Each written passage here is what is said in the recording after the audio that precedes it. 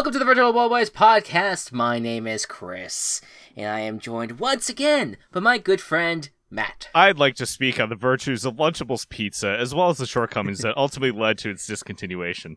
In the 1990s, Lunchables were a popular option for school children seeking agency in their lunchtime meal. While cafeteria food typically came as it came, Lunchables offered virtually endless permutations of food. With Lunchables pizza, this frontier was explored further. Can I just say, me and my family as in its entirety, sat down and watched Prosy D eat all the Lunchables. And I don't know how it got to that point. I think it was just that we pulled up random YouTube videos, and that was one of them, and we decided to watch it, and everyone enjoyed it, which is good for Prosy D, because it's good that everyone is enjoying it. But like, man, are Lunchables like really bad? They're really just really cheap. It's cheap food. It's did cheap you never food. Did you never have a Lunchables? I did, but I didn't think they were terrible at the time. But I was were also 8. a kid. Yeah, we were kids, and we were like, our taste buds haven't fully developed, and we're like, oh, everything tastes delicious. We all thought bologna sandwiches were amazing, you know? Cracker, ham, cheese. Ham, cracker. Yeah. Cheese, ham, cheese. Could even do all crackers if you wanted. Yeah, you could. Yeah, absolutely. It's definitely an interesting craze, the Lunchable craze. But of course, the reason why you're reading that line, and the reason why we're gathered here today. All right, we told you guys about this 2 weeks ago. If you're an avid listener, if you're new here, hi, how you doing? My name's Chris, and that's Matt. Hello. So last year, or even let's even go beyond that. When you and I started really getting into football, and you and I would be talking a lot, you kept on telling me that how much you enjoyed this one story called 17,776 by Jon Bois of SB Nation. Yes. And I, much like all of our recommendations, we had to like take a long time to actually get to actually partaking in the activity that you recommend. But you thought of the genius idea of like, hey, the best way to force Chris to do this is to make it a podcast segment. So last year we sat down and we did an entire analysis or just general talk of a book club type thing of the story 17,776, and it's one of our most listened to episodes for Virtual Ball Boys. And so I very much enjoyed the first story.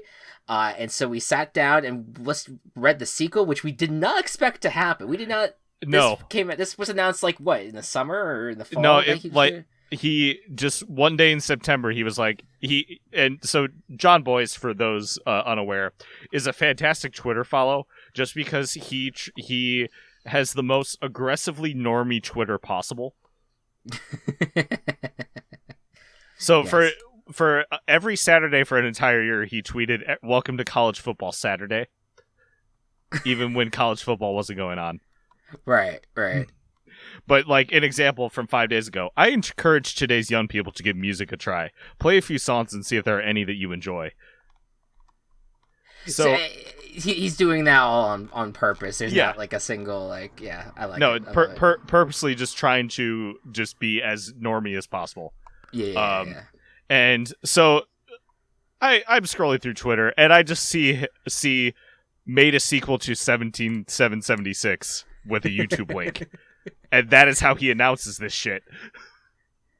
Yeah, like it's one of the most popular sports fiction pieces of, maybe the last decade or so. Like, people really loved it, and I enjoyed reading the first one. So the fact that he made a sequel is so exciting.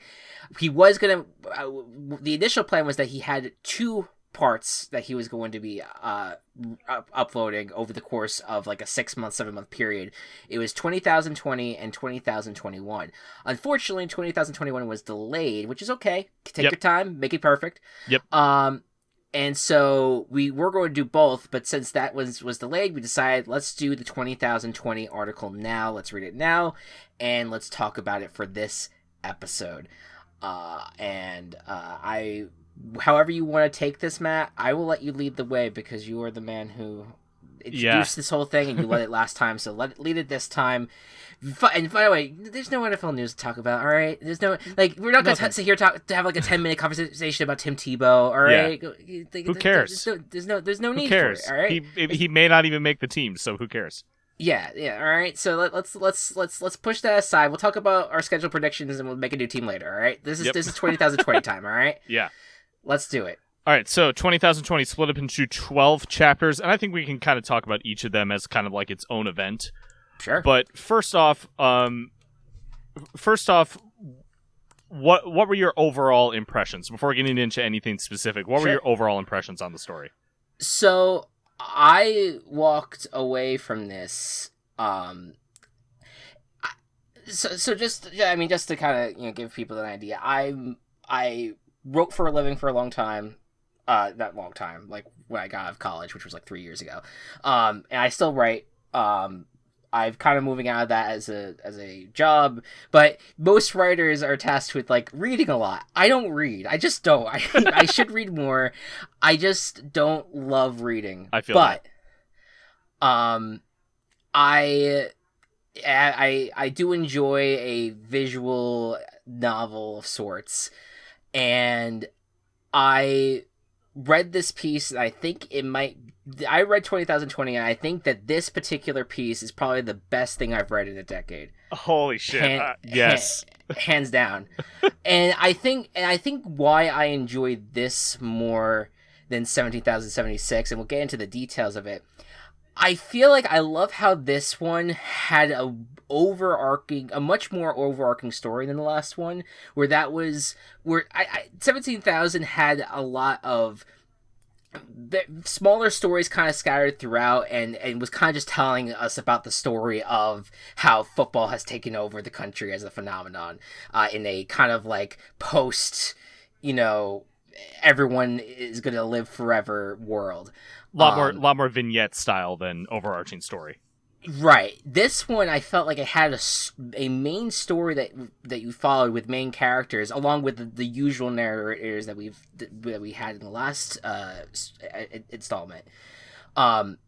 It focused on a story and then had some branching offs here and there to help kind of build the world as we see fit. And I love that it was so focused on this one major college football event that Juice created. Yeah. So I don't know. There's just something about it that felt, and not that 17,000 at all. I'm not trying to like shit on her or anything. It is a fantastic piece. I like how this one seemed a lot more organized a bit. Yeah. I just feel like I hit at the end of almost every single chapter, I was blown away by something. And so it hit on every single level for me. What about you? Yeah, you described a lot of my feelings as well. The level of absurdity, and we'll get into the capital T, capital G, the game in a second. Mm-hmm. But the sheer absurdity of this concept, combined with the way that Boyce was able to connect so many things within this, again, absolutely insane idea, just is on a completely other level of, I guess, writing in general. Yeah. So let's talk about the game. Yeah. You shouldn't be listening to this if you haven't read this yet. Go read it, please. Go. Yeah, read it. It is a long read, but I think it's worth it. Yeah, it's 2-ish hours. Well, yeah. I took much longer. Oh, okay. I was taking everything in, so you might be able to. I've also read it before, though. So yeah, I would say give yourself 3-4 hours maybe to read it, because it is each chapter is relatively long, but luckily you have images and stuff in there and videos that kind of alleviate the reading a bit as well. All right, but anyway, the game. It is all of the college football fields with their end zones and their yardage extended until it hits an international border or the ocean. The game takes place on all of those fields. You can cross onto other fields when they intersect, and each team starts with a football. The goal to complete the game is to get all of the footballs. Now, I think I understood most of, like, I understood that concept as a whole. Is it that there's 111 footballs because Yes. there's 111 football teams? Okay, Yep. I just want to make sure. So 111 footballs, 111 football teams. If a group on offense meets up with a group that's on defense, they have to run a play. Okay. And then if the offense succeeds in the play and gets past them, they succeed. If there's a turnover or whatever else, defense gets the ball. Defense gets to take the ball with them. And then there's a scorecard, which the scorecard is at first is a what the hell is going on thing, and then it's a okay, I get it thing. You can see how many footballs are on your field, and you can see the positions of everyone on the other scorecard, but not how many footballs they have. So you know what everyone's placement is, but you don't know how many footballs they have. So a lot of the strategies built around seeing the positions move of certain places and trying to figure out where footballs might be. Yeah, I think that was another reason I enjoyed this story more, was that this particular game was really the only game that you had to truly understand, and not that it was required to completely grasp all the concepts from the other story, but there was a lot of different ways of playing football in the other story, where this is one game. This is the game that is the center point of basically this entire overarching story that is going on. Mm-hmm. All right. So first few chapters, we meet our, I guess, like two heroes of the story, Yes. Nick Navarro and Manny Baez. They are a married couple who play for San Diego State. And we find out about San Diego State that they are the one team in the country that does not intersect with any other field.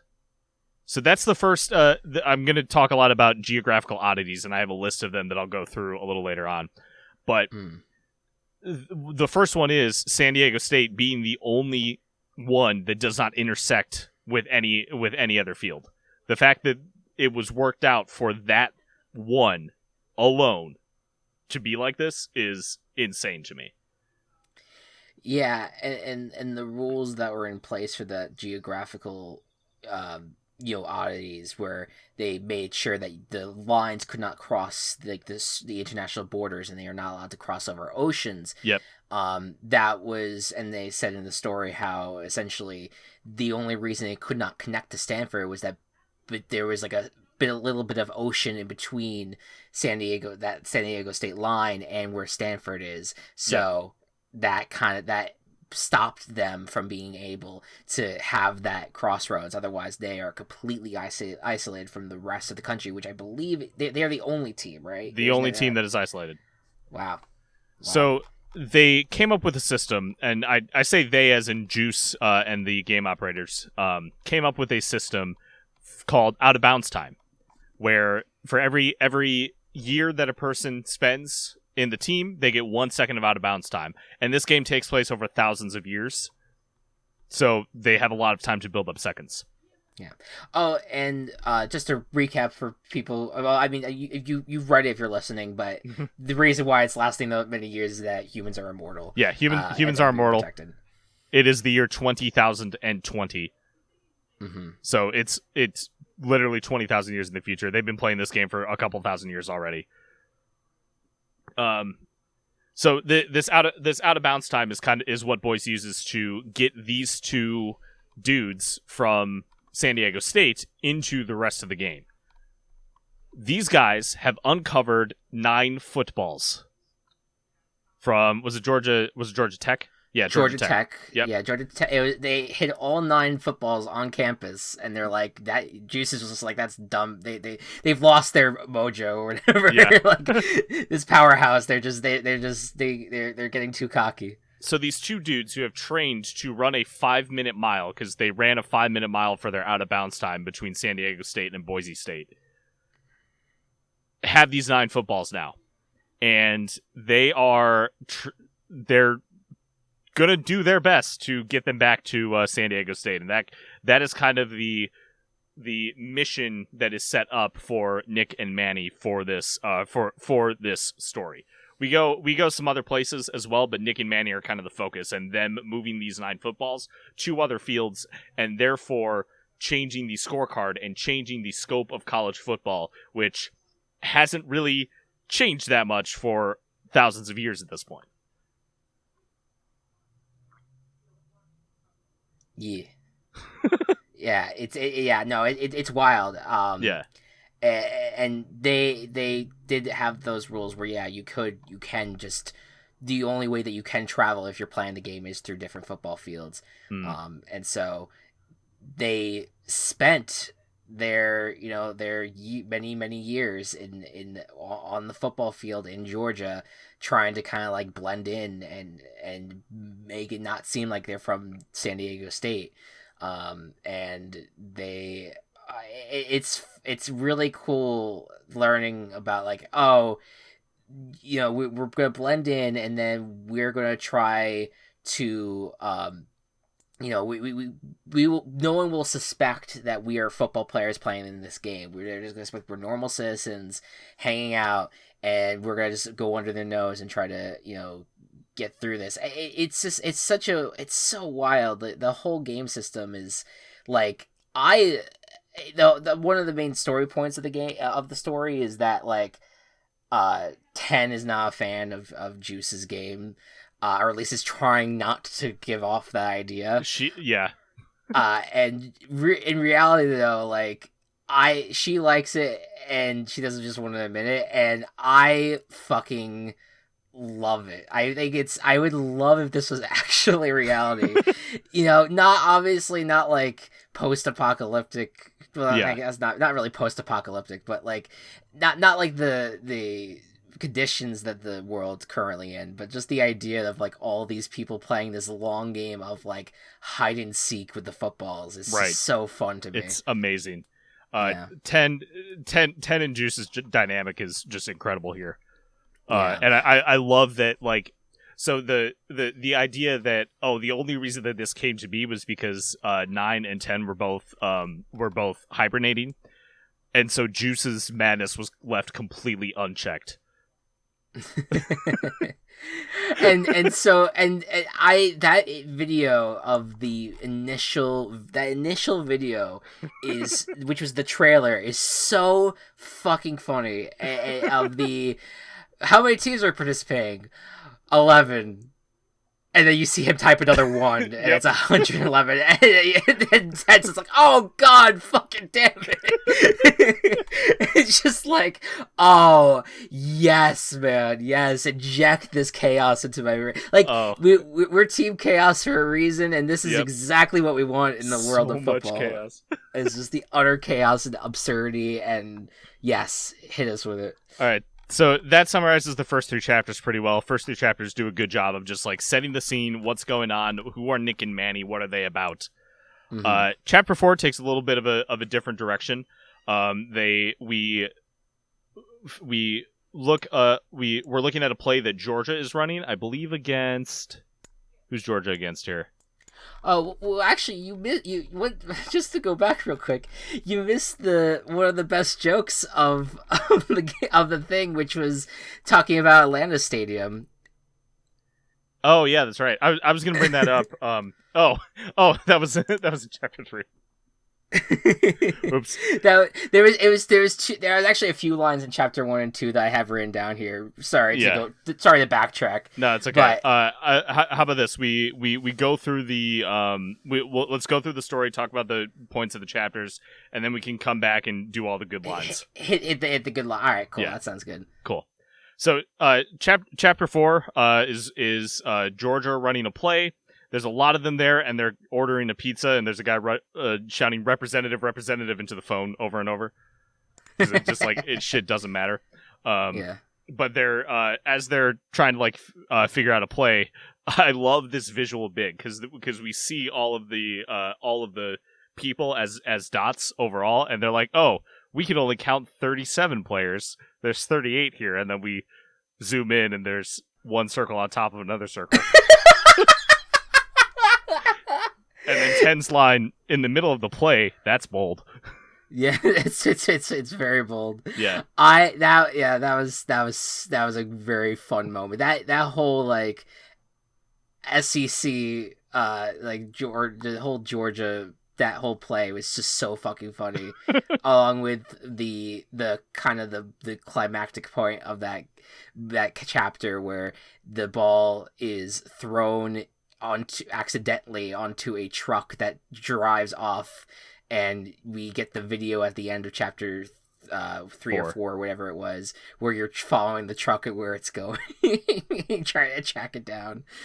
It's so funny. Yeah. And that does a good job at explaining the scorecard and how it changes when a ball is on a field. The number goes up. Right. Yeah, like so it's not necessarily that those balls belong to that school. It's just that they are on that field at that moment, and so it could change. It could either stay the same for a long period of time, or it could actually be moving. Yeah. Let's see. In chapter 5, we travel to Lost City, Oklahoma, where somebody had buried a ball and they're trying to find it. No one can.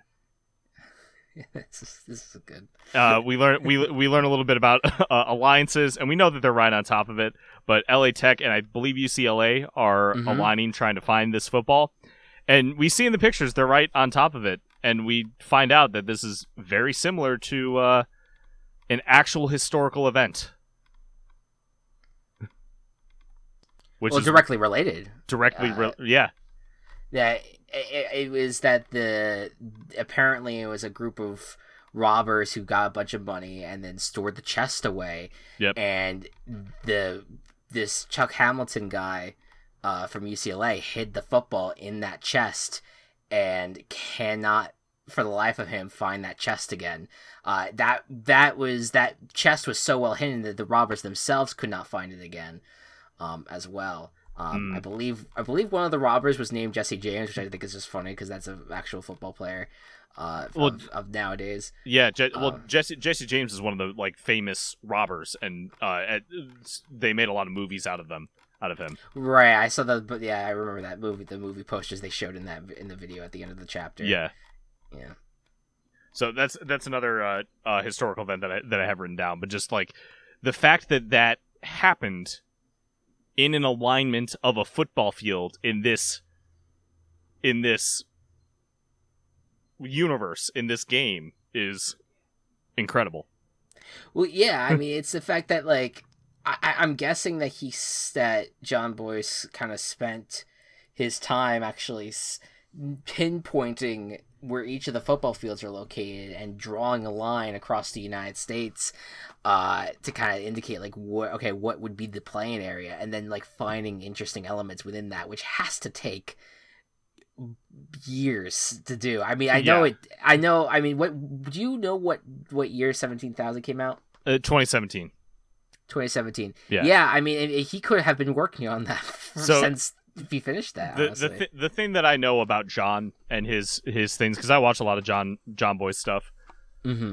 He reads a lot of old newspapers and articles and tries to find tries to just find the weirdest stuff he can. Yeah. Now that's cool though. Then he has that knowledge to kind of work with, and hopes that certain stories kind of end up like literally intersecting with his game. Yeah. Chapter 6 becomes an interesting one because we find out a little bit more about some of the weird field boundaries, including the one 3-way intersection, which is barely an intersection. Yeah, I thought that one was interesting because later in the story, there's a few like really crowded football fields that look like they have like these three-way intersections, but Yeah. I guess not. But that's kind of wild that there's only one in the entire map. We find out here, and this is a very important moment, about a specific train. I believe this is here. I believe it is as well. Yeah. So a train that helped with an escape. And 9 and 10 are currently talking about what the strategy could be to potentially get these footballs somewhere undetected. Because right now they're still on Georgia Tech's field. Everyone still thinks they're in Georgia Tech. Right. So the idea is to put the footballs on a train and send the train from Georgia Tech's field to Michigan State's field. Michigan State is in first place. So by sending it to Michigan State's field, only Michigan State will know that they now have footballs in their field. Everyone else will just see Georgia Tech drop and not know where the footballs went. Yeah, that kind of causes the ripple effect. But I was this one was so weird to me because I was like, are they just hijacking a train? Like, are they just is there a conductor that was supposed to be there driving the train and like they just straight up went there? It was just like, nope, we're pulling you out. And it just straight up has the train like running without anyone in it. Like I'm very curious especially if it's legal. I think it was just a stopped train. Yeah, it's wild. So yeah. So he just straight up hijacks a train. I don't know if it happens in this chapter 6, but I think the plan is at least explained in chapter 6. Plan is explained here, and we find out that that since Northwestern had asked this, putting things on a train and letting the train go is not steering, so it is allowed in the rules. No other types of vehicles are allowed if you have to steer it. If you're able to steer it. Not even like rafts or anything? Like boats? I think boats are allowed. Boats are allowed. Boats are allowed in water, but nothing. No, like I don't think even bikes are allowed. Right. No. Yeah. I remember seeing something like that. Yeah. Now the other thing I was thinking about, and if I can, oh man, I just had it on top of my tongue. It was, I think it had something to do with so was this the chapter that we also learned about how much accrued time Nick and Manny have? I know that, or that might have been a few chapters back, but maybe that's something that's worth explaining. Yeah, so we know we'll find out next chapter for sure how much time they have. Okay. But they have about 18, 19 minutes of out of bounds time accrued. Right. So their plan is to have one on either side of where they're going. Have one send the footballs and have the other retrieve them. Right, trying to waste as little as possible, because even with the time that they have, they need to fucking book it across the Mexican border in order to make it back to San Diego State. Right. Yeah. that part is, I mean, that's what this story is leading to is that moment where they have to go from Boise State, which I love that the football team of my love is kind of a crucial point. But that they would have to run from Boise State to San Diego State and use up almost their entire out of bounds time to make it back to that field. And it's a very, very tall task, and it's very much pounded into our minds that, like, yeah, there's a very good chance that this is not going to work out. Yep. Juice even says that he doesn't think Juice even says he doesn't think it's going to work out. Right. And we don't know what the conclusion of the whole thing is yet. That will be in 2021, but we get a lot of their adventures in the early adventures of how they're trying to get through it in this story, at least. One thing from the end of chapter 6 was they were wondering, like, how is this train going to work? Is it something possible? And 9 shares their story about about being launched into space, and then all the newspaper articles from the 80s about Pioneer 9 not being heard of, and then 9 ends with you just hope it finds its way. And 9's Right. kind of found their way through this. Mm-hmm. Yeah, and that's something that's like kind of in the background of the main story, but it is like you do remember that you are the whole narrative is talked about through these satellites, and how they're kind of all their interesting stories, and what them waking up and finding out all this new information and stuff like that, and Juice just being Juice, in his way. So they it is fun hearing from them and hearing their kind of like storylines as well. Absolutely. Going on to chapter 7. This is the when they do it. This is when they do it. Yeah, this is when they do the train. Yep. So I feel like you're best equipped to maybe do play-by-play on how it actually goes down. Yeah, so they Juice and 9 are pretending to be sportscasters for this event, just to themselves, because they can't broadcast to the people because they're playing the game.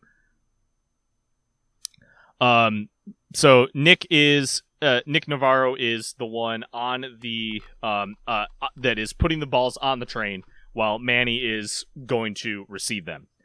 They were talking a bit about what the best way to do this was, and we see both of them are starting with 17 minutes and 59 seconds of out of bounds time.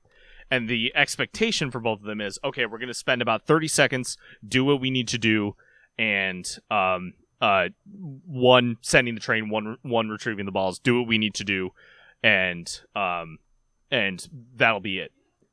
Nick spends a lot of time on the train. Much more than anyone thought he should have. Mm-hmm. He gets off with 16 minutes and 43 seconds of out-of-bounds time left, which is a lot. It is a very significant amount of time. That is over 60 years to build that back up. Right. And considering how long these humans have lived, it's not. It may not seem like a lot, but I mean, in the reality of things, like 60 years is a lifetime. And it's still a football game. Yeah, it's a football game, right? So, yep. and how could you? And that's what Manny was kind of upset about generally, was the fact that Nick was willing to risk and kept on wanting to risk his time that is needed to get back to San Diego State, in order to kind of keep the balls moving. And Manny didn't want him to do that because he wants his husband to be able to get back to San Diego State with him. Right. It's so that's a dynamic that's very prevalent throughout the story as well. Like it kept on, like that. Yes, it was great that Nick was trying to pull this off, but it's at risk of them not being able to make it all the way back. Yeah. As Nick sends the train off, everyone takes the bait. They see that Georgia Tech's score goes down from 9-0, and everyone starts going to Georgia Tech's field, leaving Michigan State's completely alone. The train lands just outside of the Michigan State field. Manny's able to get it pretty easily. They call it the locomotive lateral, which is amazing. Right, and Juice was very frustrated that he did not get to say it. Yeah, it was 9 said it first. 9 got it. Yeah. Quick aside. 9 and 17 used he/him pronouns, and it's changed. 9 now uses they them in this one, so very very much developed. I think it purposely developed a non-binary personality. 10 also refers to them as sis throughout, SIS as in short for sister. Right. Which they are related, but just something interesting and something that changed from the first one that I appreciated. Yeah, I believe they were referred to. I believe that it was, if I remember correctly, during like the initial calendar, when you're scrolling through the calendar in the first chapter of 17,000. I remember it being that 10 was saying like, I think said something along the lines of like, I'm your sister. But you have to trust me. Just hold on, all right? Yeah. While 9 is trying to wake up. Right. So that dynamic is kind of established, but it is cool that it's kind of evolving into a non-binary model. There was also that line in the first one where Juice was like, where Juice was like, I don't remember exactly, but it was like, don't feel like you have to ascribe to the gender binary. Yeah. So then there you go, and then that was foreshadowing basically into here now. Yeah. So that's the end of chapter 7. After the locomotive lateral, we take a complete detour. Yeah. To Iuka, Illinois. And to me, like, I feel like this, I mean, as fun as the first 6 chapters were, and as like, I feel like this back half is probably the strongest that the story is. Yeah. So, chapter 8 is about a game called Illinois Chess. And for those viewers who do not know, I am from Illinois. And it is very weird to see your hometown represented in a work of fiction. It is so. I thought of you immediately. I was just like, oh man, this is gonna be such a great part. But it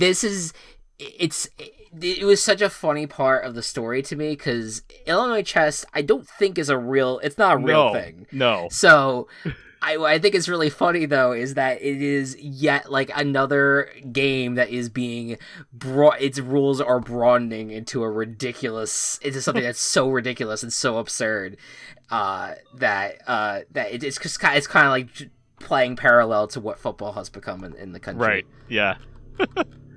And I love the guy who's playing chess with the football player because of just how fucking socially inept he is.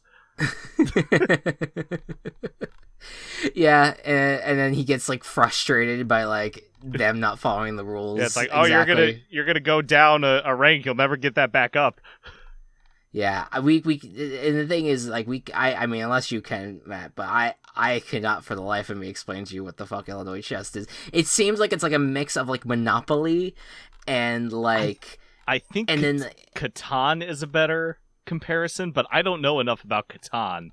Yeah, well, I say Monopoly just because it's like properties and you're claiming properties on the board and spending fake money on it, and then the funniest part of this whole thing is when it gets to the point where you see the chessboard and it has expanded off of the board. In order to enter the 4 sanctums, you're going to need a rook or a queen. Yeah, like it gets so fucking insane, and it's just like, all right, time to move on from this guy. And then in the middle of it, he has to go downstairs. Like, oh, by the way, you're really cute. You wanna go on a date? By the way, Cleopatra's buried here. Oh yeah, so that's a big story point, or not big, but it's a historical point that is made in this chapter. Yeah, historical point. That apparently I don't know what the right. I almost said Mesoamericans. That's not it. That's definitely not it. People from the Mediterranean. Yes. Had just went up the Mississippi Delta and ended up near Iuka, Illinois, which is in the middle of nowhere. Probably would not qualify for a VBB town. Probably not. Yeah, probably would not be. Because fun fact, I did not know that Iuka existed before reading this. Oh, and I live in Illinois. But the discussion led to something extremely insightful, where they mentioned the Ball Ground, Georgia, is where the Cherokee people used to play a game of stickball, and if you follow the Clemson Field, which is on that place, it takes it to Ball Play, Alabama, where they did the same thing. comparing stickball as stickball, the word for it meaning little brother of war, as a way to resolve disputes with a game with a game that results in a lot of injuries and ends up as Juice puts it, big sprawling game far larger than any conventional sport that would follow, designed as a substitute for death. It's inspired me beyond words. And then it zooms out to see the country and then says, I mean, does it remind you of anything? This one brought me to my knees. This was so, like, it definitely choked me up a bit, because it is an inspiring thing about how, like, man, wouldn't it be amazing if disputes, instead of war, it would be through sport, through something that would not cause mass casualty. But it is, I thought it was very poignant that it was talking about how, it was 10 talking about it. A consequence of stealing land is that you'll never find the significance of it. Whatever lies you made up to justify your crimes will fade away. There are a lot of people who grew up down there in a society that was missing spirit, purpose, anything sacred. Some feel that they found it in this eternal paradise. Others have concluded that they'll never find it and have come to peace with that. And then there are some who, in this post-consequence existence, need to assign that sort of historical importance here that they see in Paris or Addis Ababa or Bangkok. And it's just basically saying how essentially, like, these colonialists, made up kind of, or the ones that have made up the story to make it seem like, hey, or colonists, I should say, that, hey, this land's important because we have Alexander the Great here. It's meant to, like, make it seem like, yeah, everything's fine. We don't have any shitty history here. Yeah. And no, we're all living in stolen land here if you're in the United States. So It's not great. Not great. It is wild. It's why that moment that was probably my favorite chapter, but I'm sure as we go through this I'm gonna correct that. But that was such a cool connection that he made when writing this, and a very cool plot point, and how he ties it into, like, that's what Juice basically created with this football system, and made it feel very like what Juice did, as chaotic as it is in concept, feel like very wholesome in nature. Yeah. And that really was like, oh, that's good. That's that guy that hits all the right spots right there in storytelling. I totally agree. Chapter 9, we learn about the history of the University of Alabama Birmingham, and how they are now the central football figure from Alabama, because Alabama and Auburn, love this. Alabama and Auburn went under from global warming. Yeah. That's so fucking insane. Yeah. I mean, I guess that's what my guess, because I'm trusting Jon Bois on this, maybe a little too much, but I would guess that that's what the models predict as to what what rising waters will do, is covering up those areas. Yeah, I think that he definitely based that off of something. Yeah. But we learned about the one formation that UAB formed, called the Steamroller, which you just need to look at the playbook for. It has 7 quarterbacks, all known for their different things. They have a thing in the back called the Castle Keep. It's nuts. 7 quarterbacks. 7 quarterbacks. One snaps it. One snaps it. Chuck gets the snap, chucks it off. The other 6 are just for very specific things. It's great. You should read into it. But the main thing about UAB is that they are actually winning. They're currently winning the game. Not officially. Right. Yeah, in the game it says Michigan State's up by 15. Yeah. But yeah, you could keep going. Where are they doing here? So Matt? UAB's field extends extends all the way up into Lake Superior, and right off of their field on Lake Superior is a lighthouse. There's shit in Lake Superior.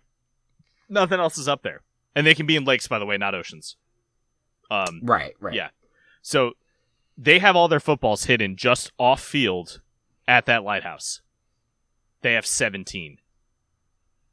No one except UAB knows that they're winning. Yeah, that's so insane. That's so cool. It's just so cool. That's what's so insane about the story. Like this, only Jon Bois would find a random fucking lighthouse in the middle of Lake Superior that he makes a central plot point to his story. Right. It's insane. God. Chapter 10, we get a little bit back into what Nick and Manny are doing. Most people have kind of gone after them, but they are trying to get to where they can. This is chapter 10 you're talking about? Chapter 10, yeah. Oh yeah, did you want to talk about the Troy thing too? Yeah, that's the second half. Okay. Yeah, it starts out with Nick and Manny, then goes to Troy. Okay. So after that, we learn about Troy football, which is also in. Is that in Alabama or is that in Florida? That is Alabama. That is Alabama. Okay, so Troy is in such like the worst spot imaginable for this game. Because they have to swim. They have to cross they do have to cross a lake where someone called the Shark is, or a group called the Shark, as far as we know it. And they mention one of the things that you have to do is play defense in this. You have 25 people who have to stay on your field and only your field, and if you join the team, you have to play defense. That's just the Trojan way. We're not budging from this, but trust me. It's a good plan. It's a good team. We'll build this program up right. My God. It just sounds so much like like the recruiter pitch, and then like you're trying because this is like what happens all the time in actual college football, where the coaches have to try to pitch like even the ones that for the shitty programs are going to have to pitch like, hey, we're not great, but you're like the missing key to this. Yep. For us to unlock this great program, to unlock us being able to make the college football playoff or whatever. But it's so funny because the guy that he's talking to does not give a shit. And it's very Juice like. He has to use the bathroom and then just walks off the field. Yep. And then Juice has to give him the call, and then the guy's just like, fuck off. And Juice is like, I don't give a shit, fuck you, bitch. Yeah.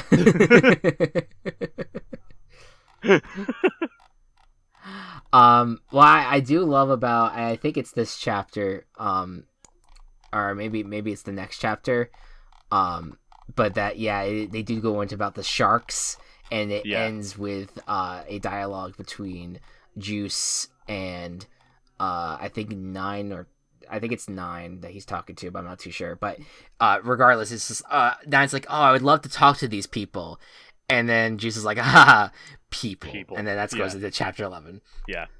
There is something here at the end of 10 that 9 has.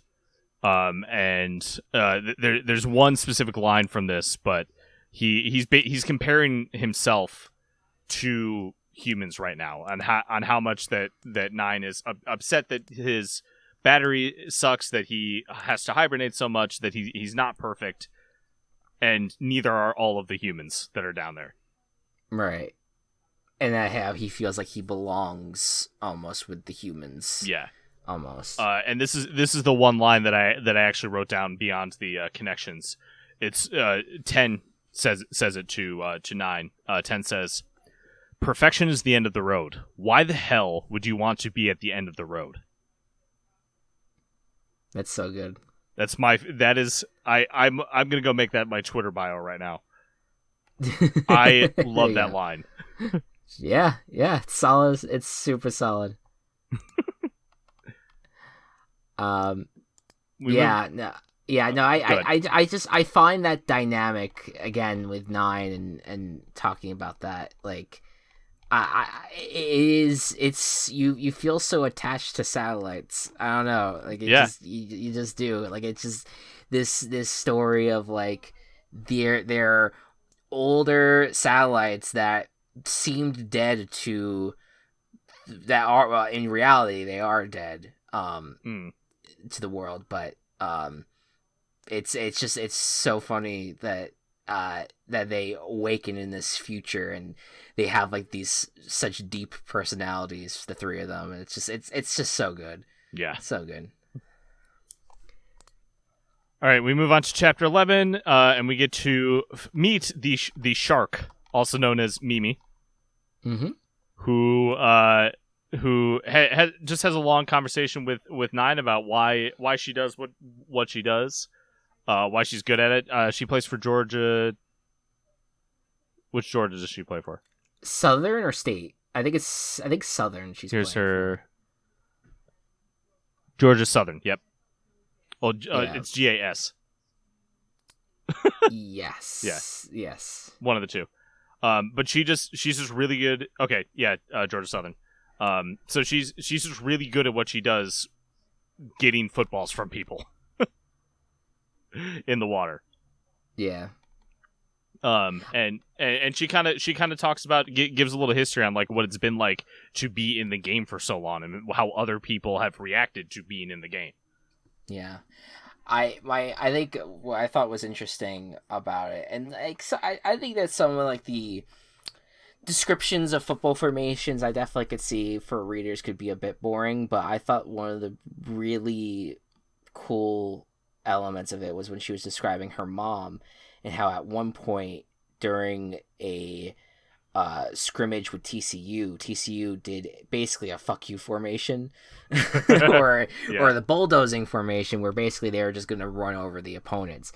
But the biggest thing that they try to teach everyone who plays this game is to remember to count your opponents, and it cuts to an image where you see, like, all the TCU circles, and then you see, like, a few of the X's that are from Georgia Southern, and then it pans out to a roof where an X is standing on the roof, and it's actually Dr. Mimi's mom. And in this scenario, the mom actually jumps off of the building because, again, you're immune. You could just do that, and you can knock over the quarterback with the nanobots or whatever the fuck it's called they're being protected by it, and fumble the football. And it's such a fun, like, little, like, heroic moment for this Georgia Southern squad that was at a low point, but then has built up a nice set of footballs because of what Dr. Mimi has done. Yeah, it's really cool. And as they're talking, we see Nine's text start to go away. Yeah, harder and harder to read. Mm-hmm. Nine is losing battery. He's fading, or they're fading. You can see if you highlight it, you can see what it is on a PC. Yeah, Nine was basically like out of commission, ran out of battery, and the way that Juice and 10, once they realize what's going on, put it back together is by doing the very famous Stanford Cal game, the scores for that, as a password to reboot him, essentially. It was specifically the numbers, the uniform numbers of the Cal players that participated in the Stafford game. Yeah. And this, that I take it back again. I said I was gonna change it. This was my favorite. This was one of my favorite moments of the story, because you had them with the epic music in the background solve, and you watched the play as each ball landed in the hands of someone that was wearing that uniform number, and it ended with a pound sign because the football player with the ball pounded into one of the marching band people that are in the end zone. It was phenomenal, because it was this dynamic of like this puzzle that they're solving, and they're remembering each of the numbers that participated in that Cal Stanford play. So insane. I don't know why Stanford would want to revive that in a password form, but hey, you know what? From a narrative point of view, I don't even give a shit. It was just such a cool moment. And they talk about how that 9 will probably be back online by the time Nick and Manny are able to get going. But we pan out. And Manny and Nick now being on Oklahoma State's territory. How fucked they are. Mm-hmm. With how many players from Oklahoma State are on either side. Mm-hmm. And then we get to chapter 12. Yep, the final chapter. Yep. They have a couple escape routes, but there's not many places for them to go. And they're kind of trapped between a rock, a hard place, and a third rock. wait, where's the second rock? Oh, sorry, second rock. But a rock, and a rock. Yep. They use Northwestern's field to kind of get up and around. They're at an intersection right now that's Mississippi State, Northwestern, Ole Miss, Oklahoma State. And I believe that I don't know if you're looking at the same maps as I am, but the orange map, the orange line that's near them is definitely Illinois. Is that yes. Yeah. I think I know what you're talking about. I would assume as much, yes. Yeah. I am a graduate of Illinois, for those who are unfamiliar. Yeah.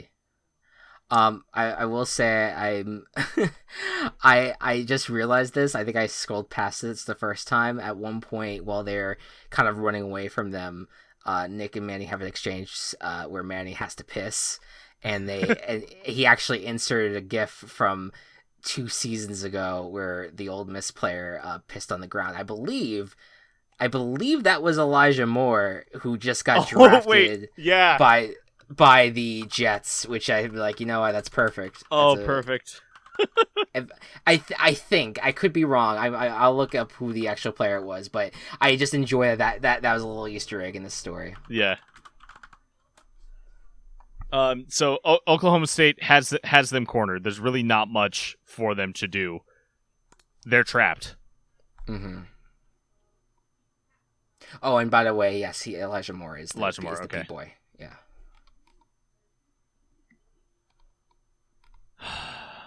Let me find this right moment. So they kind of realize that they're surrounded.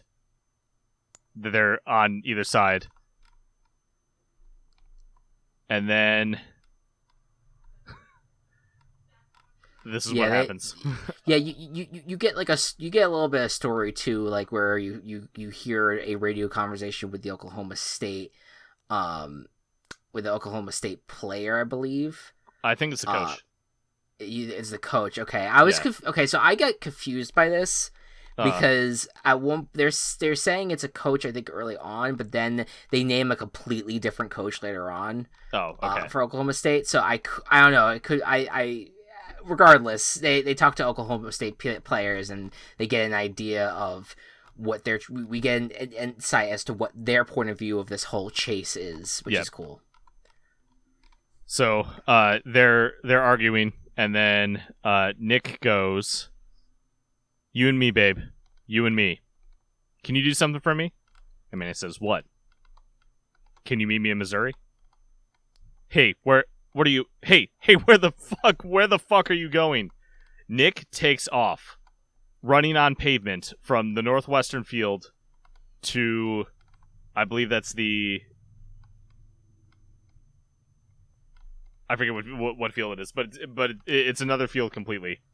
Right. It's just the nearest Ole Miss, football field yeah. that happens to fall within the where Missouri is. It falls within a range where they could potentially run to, or Nick could potentially run to. Yeah. And Manny has to show proof that he is who he is.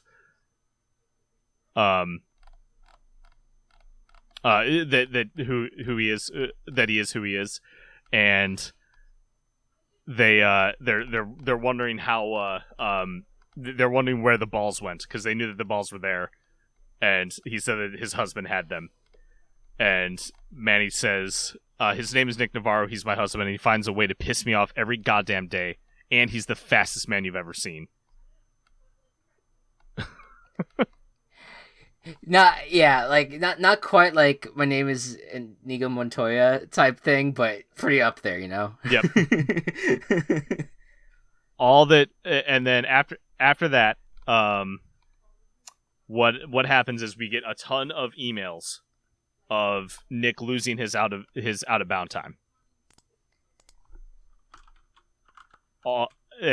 including all of when each of these things happened. So like he got it on January 1st, 19,955 each out of bound time, and it's a super long page of that.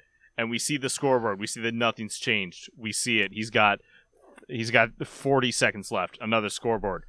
Goes down to 30. Scoreboard. Nothing happens. And then it changes. Yeah. And all of the balls are on Old Miss's field. And Oklahoma State can't do anything. They can't get there with how fast Nick runs. Right. I mean, I was surprised that because there is a point in the story where Manny is that near the end here that Manny catches up to him, and like I would think like, oh well, then couldn't Oklahoma State at that point catch up? But maybe Manny is also a very fast player as well, so maybe they're just and plus they just end up giving up, right? They end up partnering up. Yeah, they say, can you use our field to get out west a little more? Because they want the footballs, they want the number on the field for a while, just to, like, for the program. Yeah, for recruiting purposes. Yeah. I get it.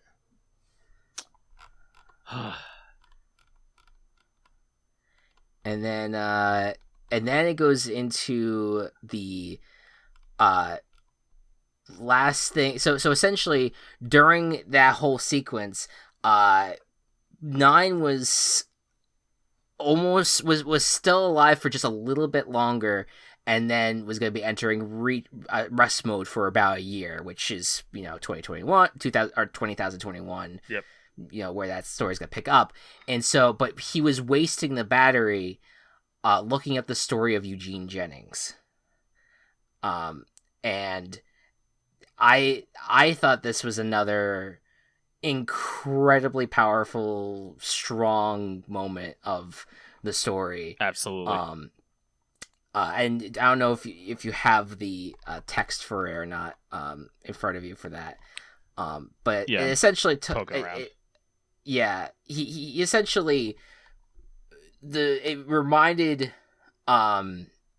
it was the fact that Nick and Manny were scrambling around Bumpus Mills, which was around where I'm guessing Kentucky State Penitentiary. Yeah, the Kentucky State Penitentiary was, which is like this castle-like, major prison. And so there was this prisoner, and this is a true story. There's a prisoner there named Eugene Jennings, and he was a notorious robber, if I remember correctly. But essentially, what made Eugene unique was that he never wanted to hurt anyone. In all his robberies, in all the times that he's taking people hostage, he never wanted to hurt people. He was always actually very kind to the people that he was dealing with. And he was sentenced to death once he was captured. But then something happened where he was no longer sentenced. It got reduced to life. Right. And then once it was reduced to life, that's when he started escaping. And he had one incident where he escaped for a little while, I think headed up north, and then he was caught. And then he escaped again and went like a little bit to the east and was captured again and brought back.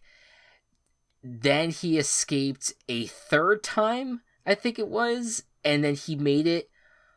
I think the third time was when he actually made it all the way to New Jersey, changed his name, and lived for a little while, like a few months, and then he was caught again. Yeah, caught again. I think he escaped a fourth time and got out a little bit, and then got brought back. And then the fifth time was him climbing a water tower and just standing there for a few days, and then moved down the water tower. And it was kind of talking about how, like, and correct me if I'm wrong, Matt, but I think it was something, the overall arcing message of the whole thing was talking about how, Eugene Jennings wasn't necessarily a good person, but he wasn't an evil person either. Mm-hmm. And it was talking a lot about how, I forget it specifically, but I think it was something, the moral was like talking about how he just seemed to be like a guy that just wanted to live and feel free and feel the freedom to do whatever and just be able to get out of this prison system and just and he talked about how, and Nine was saying, like, the idea that this game was made, and like you would imagine what Eugene would have liked, like the idea to run, to explore without consequence, to wander without meaning, to play, to love and enjoy our world. I think he saw this coming. It's all he ever wanted. Was the line at the end of that video. It's all we ever wanted. Mm-hmm. And then that's the last line, as you see the X that represents Nick meets with Manny, and then you get the shot as it turns to Oklahoma, like the Oklahoma state line. You just get the shot of it, of the camera going fast towards the west, and then the credits roll essentially for 20,020. It is it's chills. Just gives you chills. It's incredible. Yeah. I love stories that can be made in a bonkers world, a bonkers setting that absolutely cannot be replicated anywhere else.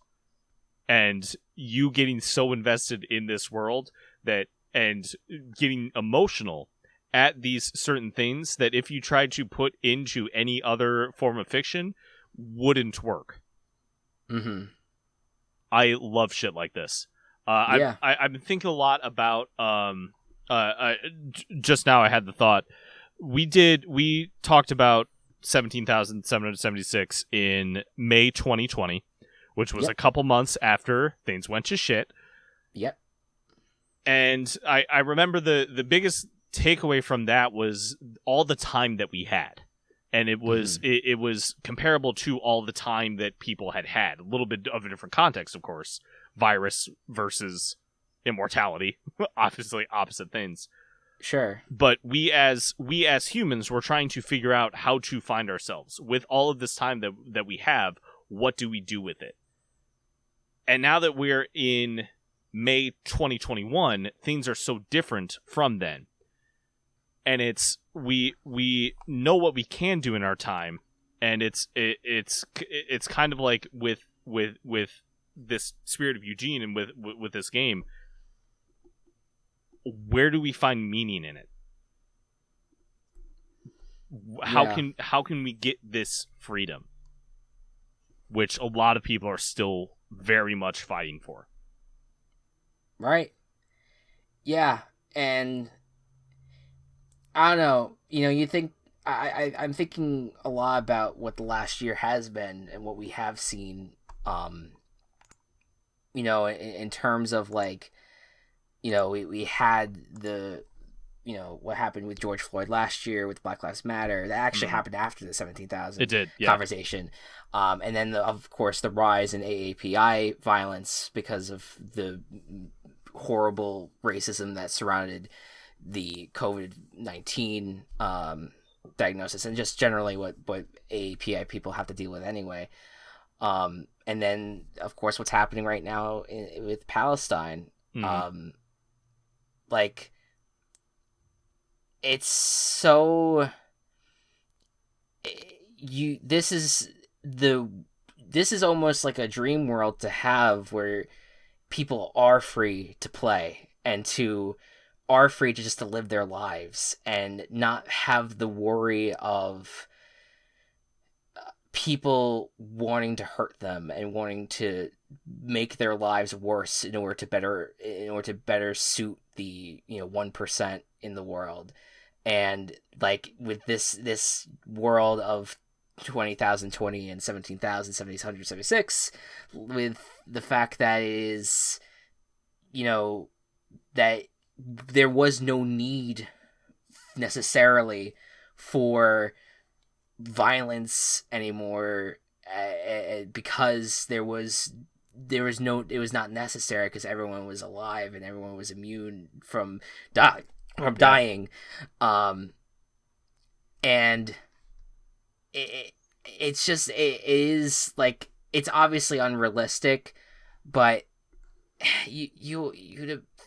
I feel like we were always... It seems so easy to have a life like that.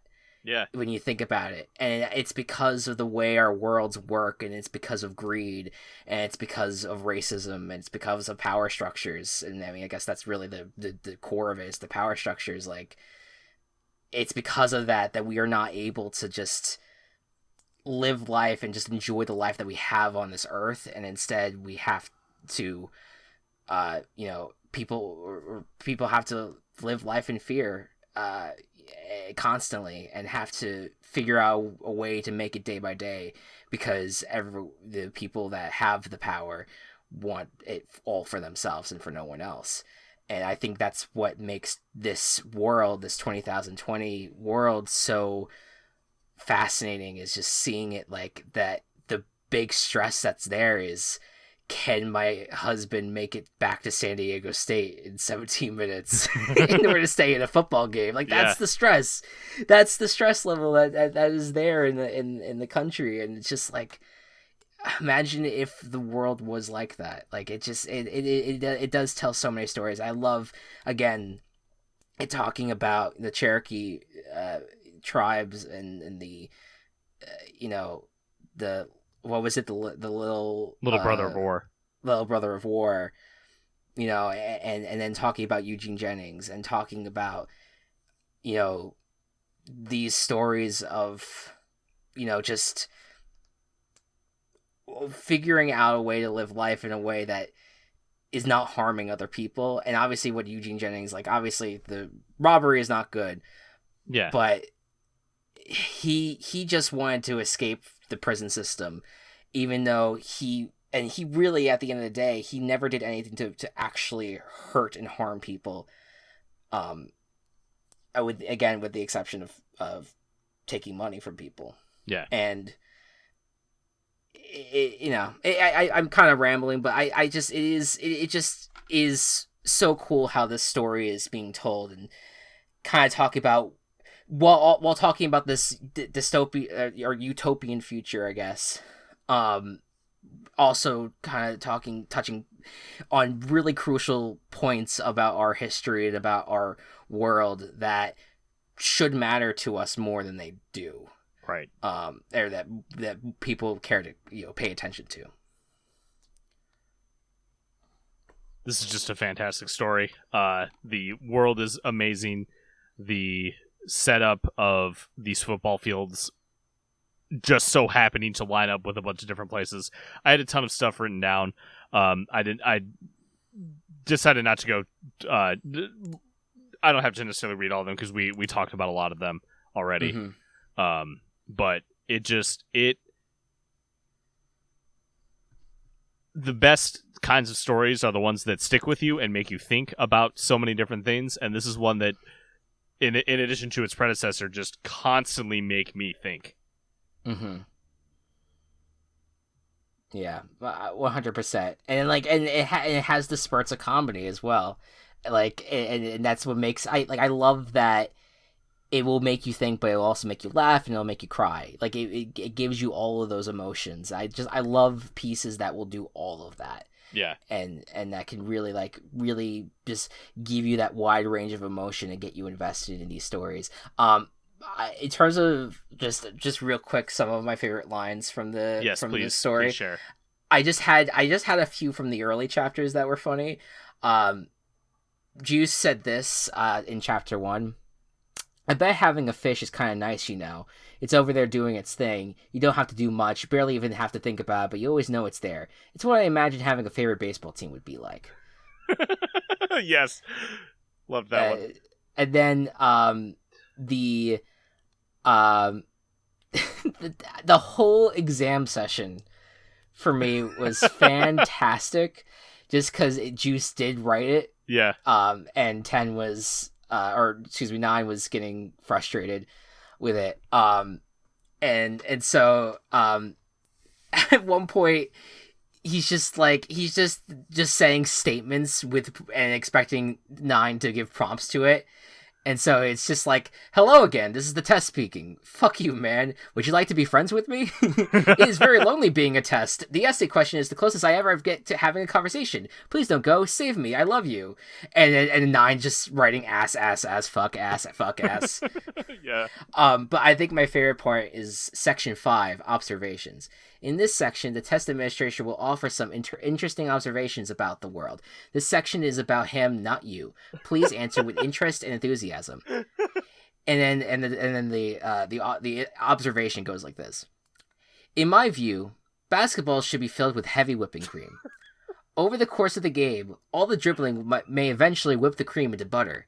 This will surely make the basketball more difficult to dribble. However, the winning team will be awarded a delicious basketball filled with butter. Pretty neat. And I think 9 ends the transmission there. Right there. Juice is my favorite character. And it's not close.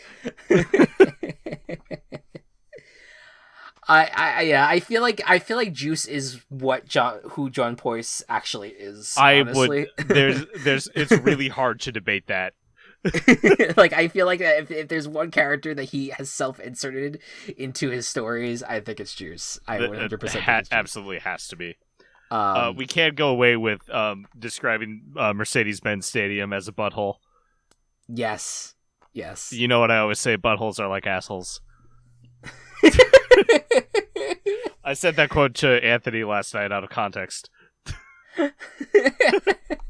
I absolutely adore that section. I do remember there were some conversations about that, but I like the fact that they make it so much more like a heavy-handed part of the story. Is they made a butthole for a stadium. It's just it's so good. That's so fucking good. And now it's so true. It's so true. Yeah. And I'm never going to look at the Mercedes-Benz Stadium to say you can't not see it as a butthole now. Yeah, my God. So fucking good. There's so many good points, and obviously you have a lot of the human characters that are very fun and interesting to listen to, and hearing them talk about the lore of the world, and and the satellites are always great. It's just the whole thing is very fascinating. It's always it's just fun to be in this world. I think one of my favorite lines was okay, give me a contemporary old quarterback to compare to. Troy Aikman. No, a good one. Okay, Aaron Rodgers. Yeah. Just shot across the bow. Just completely shots fired out of nowhere for Troy Aikman. I love it. I really said what I had to say about it. It's a fantastic piece, and I highly recommend people read it. I do think you should read 17,000 as well.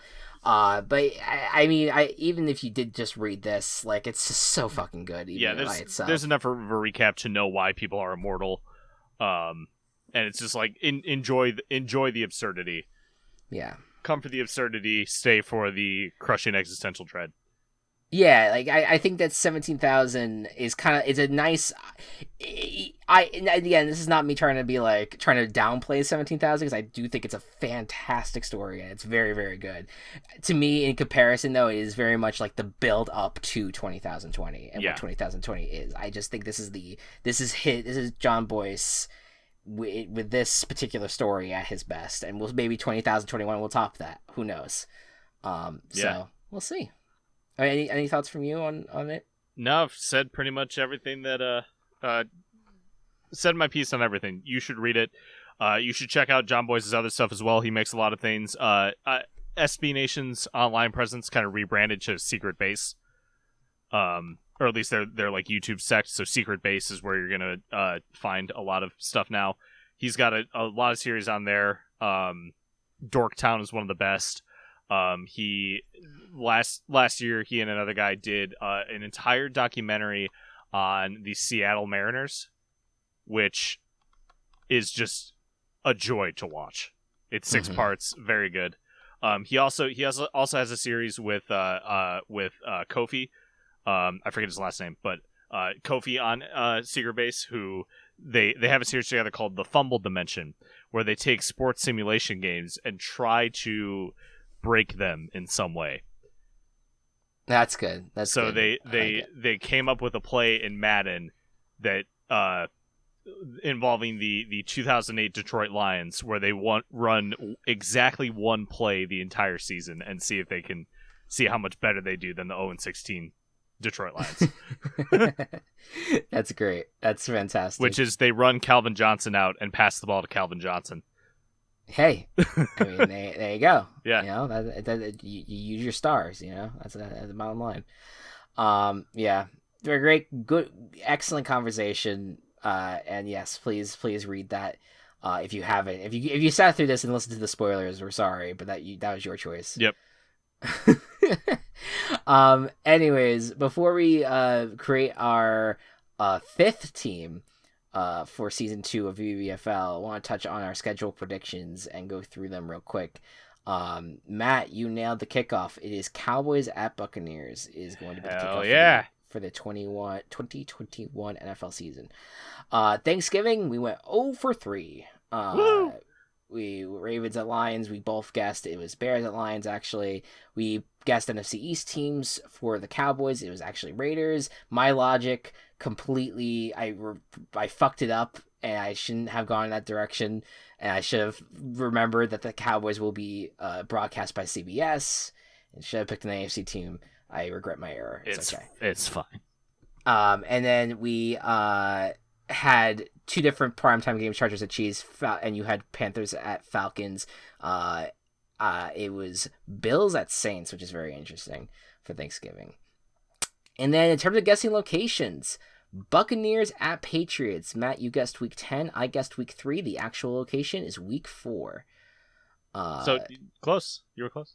Yeah, Lions at Rams. You guessed week 5. I guessed week 8. Actual location week 7. Ooh. So yeah, we both beat around the bush there. Yeah. Texans at Cardinals. You guessed week 14. I guessed week 17. Actual location week 7. That was the one we were both very, very far off. Very, very far off of, but you got the points, I think, there because you were closest. Jets at Panthers. You went week 2. I went week 1, and the actual location is week 1. So I got that under my belt there. And then Jaguars at Bengals. You guessed week 6. I guess week 11. Actual location week 4. So Matt, you get the points there for being closest. So there you go. That was our schedule predictions.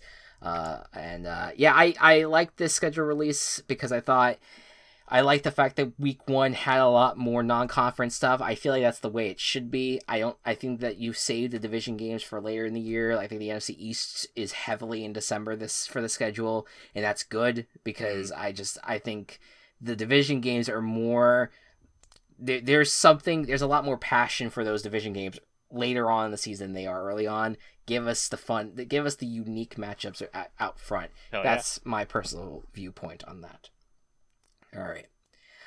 All right, let's create some teams, or at least one team. Let's do it. So our team so far: the Ketchikan Cosmos from Alaska, wearing purple and black; the Naples Astral Gators from Florida, wearing dark green and light gray; the Portsmouth Submarines from New Hampshire, wearing aquamarine and orange; and the Brookings War Train from South Dakota, red, orange, and gold.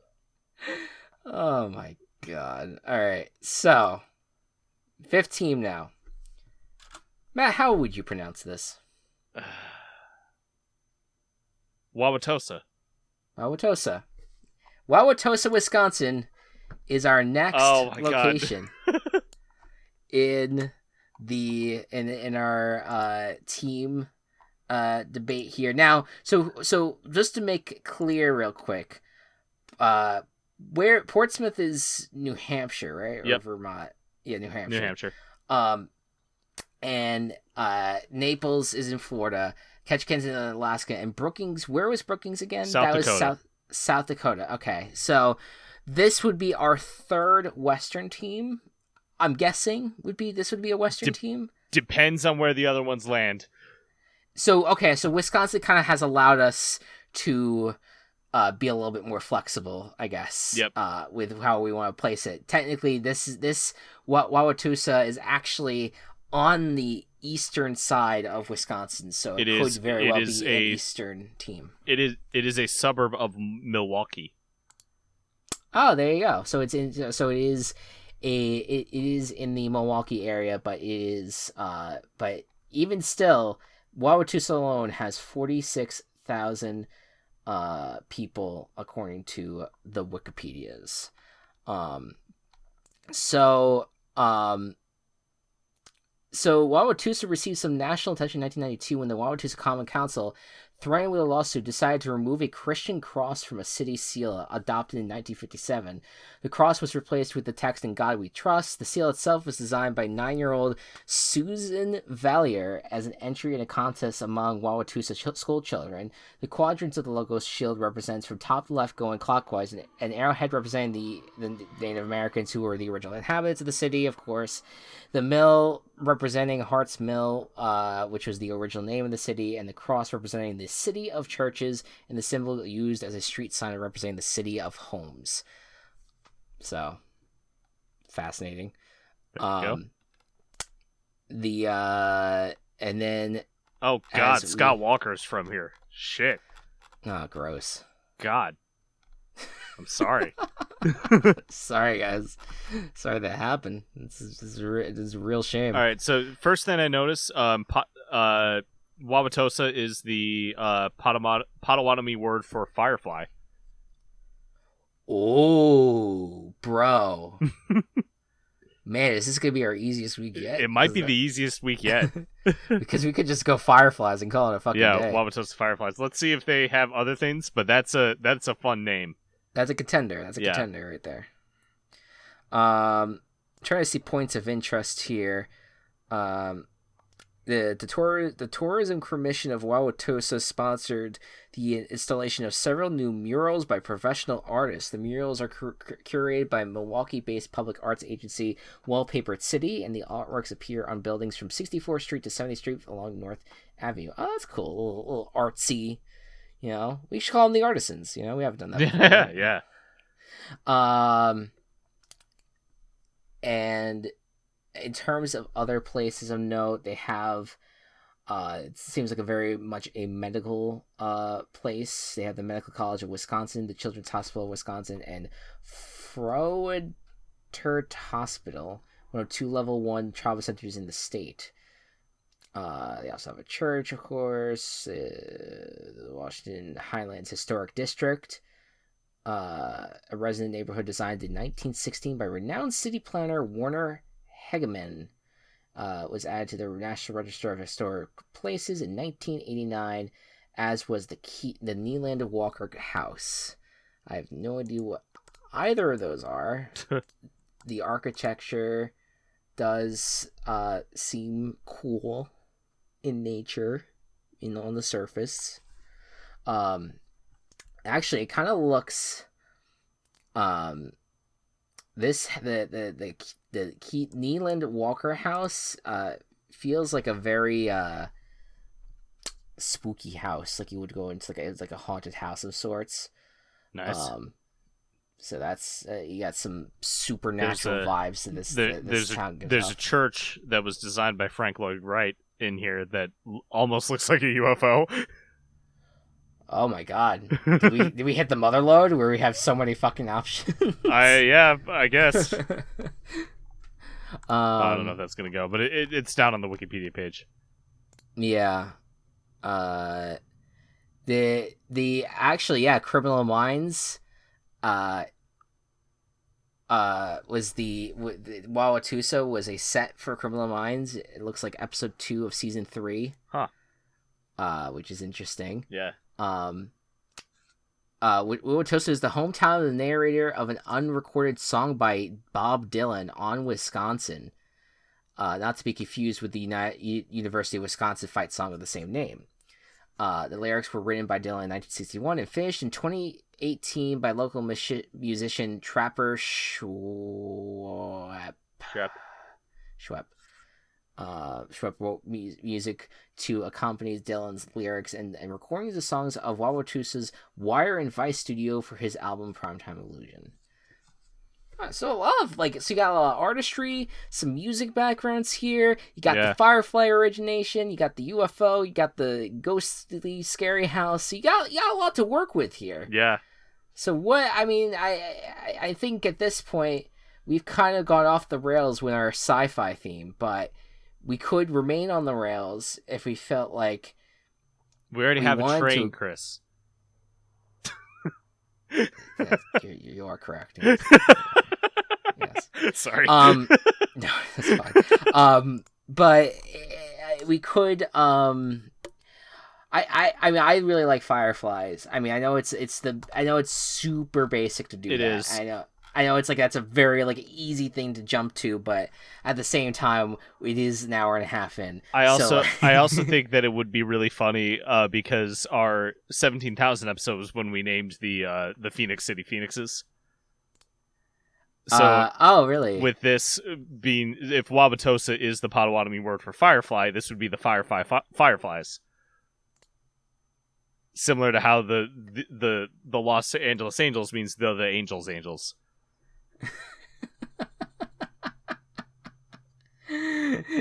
So Firefly is really what this would be Firefly.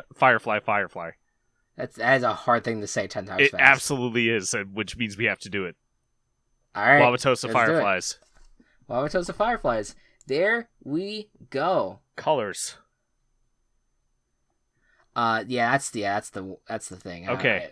Because we only have one reddish team thus far. So I was actually gold. Rather than going the red route, I was thinking of going more the yellow route. And I know we have a gold team, but what if we did like a gold and white color?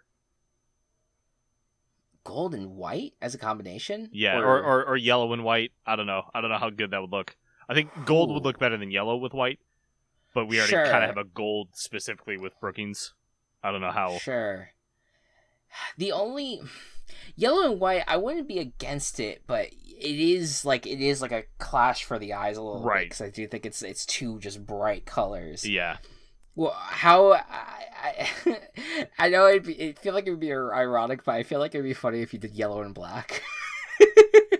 For bumblebees. For bumblebees instead of the fireflies. I mean, there's a way, if we don't do it striped, there's a way where we could have black uniforms with yellow accents to them. Right. I mean, that's kind of what the Steelers do, but I'm imagining just a little bit of yellow here and there with the primary color being black, and then if we're looking at Ketchikan, we can make their primary color purple, and just making sure that we don't have too much black going around. I'm down for that. I think that's good. If you're in. All right, so then we will make sure that purple is a primary color for Ketchikan Cosmos, and we'll make the black the primary color of the Wauwatosa. I was doing fine up until it left my vocabulary for a short period of time. Wauwatosa Fireflies, and so and as we have been doing over the course of the football teams. We are assigning up video game locations to where they're actually going to be playing their games. So far, we have Fall Guys, Sonic, Paper Mario, and Overwatch. And for this, the Wawatusa Fireflies, I know we focused on them a lot last year. Well, not a lot. We had them on one team that we had a few players on it for, but we're going to the world of Danganronpa for Wawatusa Fireflies. Jesus. And there's a few ways you could play that. You could play it in the school, in the murder school, or you could play on the murder island. You got a few locations that you can work with Danganronpa. Yeah. So that brings good old Murder Bear back into the spotlight as our potential football. Yep. So there you go. Back at it like a bad habit. Yeah. We only eliminated 2 states this time, Michigan and Illinois. Oh, sorry, are no longer in contention. Sorry for That's sorry okay. for no Illinois. We got Illinois chess after all.